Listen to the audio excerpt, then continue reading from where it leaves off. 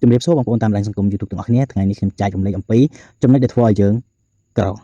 តើមានអ្វីខ្លះដែលបណ្ដាលឲ្យមនុស្សយើងមានភាពក្រីក្រចម្លើយរបស់ខ្ញុំនឹងតាមការសង្កេតរបស់ខ្ញុំនោះគឺឃើញថាមានទៅដល់7ចំណុចដែលធ្វើឲ្យមនុស្សយើងមិនអាចខ្លាយជាអ្នកមានបាននោះគឺដោយសារតែកត្តារបស់មនុស្សតើកត្តាទាំងនោះមានអ្វីខ្លះតោះទៅស្ដាប់ទាំងអស់គ្នា1មានទ្រព្យហើយតែខ្ជិល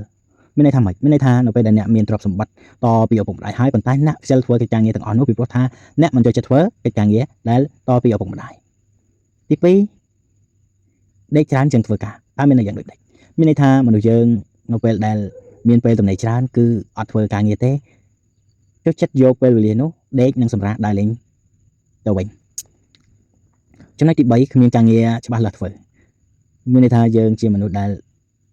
ដើរតត់ខ្យល់ឬក៏ជាមនុស្សដែលមិនមានទំនួលខុសត្រូវខ្ពស់ក្នុង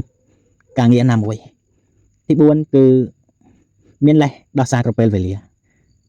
អូខេមានលេសដោះសារក្រពេលវេលាដែលជាហេតុធ្វើឲ្យយើងមានភាពក្រីក្រចំណុចដែលធ្វើឲ្យយើងខ្លាចជាអ្នកមានគឺមាន7មានទ្រព្យស្រាប់តពីឪពុកម្ដាយអភិវឌ្ឍខ្លួនអភិវឌ្ឍចំណេះដឹងជាប្រចាំឲ្យតែមានឱកាសរកចំណូលគឺមិនខាននោះទេនៅឆ្ងាយពីឪពុកម្ដាយឬសាច់ញាតិ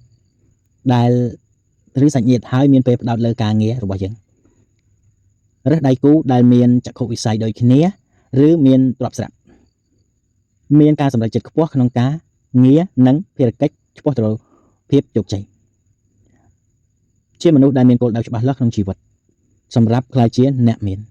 បាទយល់យ៉ាងណាដែរសម្រាប់វីដេអូមួយនេះបើសិនជាមានការខុសឆ្គងសូមអធិស្ឋានជាចុងក្រោយសូមចុច Subscribe និងចុច Like ផងបើសិនជាបងប្អូនចង់ដោះដូរនៅ Subscribe ជាមួយនឹងខ្ញុំបាទសូម comment ពាក្យថា KS អូខេសូម comment ពាក្យថា KS នោះខ្ញុំនឹងសង Subscribe ទៅដល់បងប្អូនទាំងអស់គ្នាវិញប្រសិនបើបងប្អូនមិនសរសេរពាក្យថា KS ទេនោះខ្ញុំពិបាកក្នុងការរកមើលថាបងប្អូនណាដែលបាន Subscribe ខ្ញុំ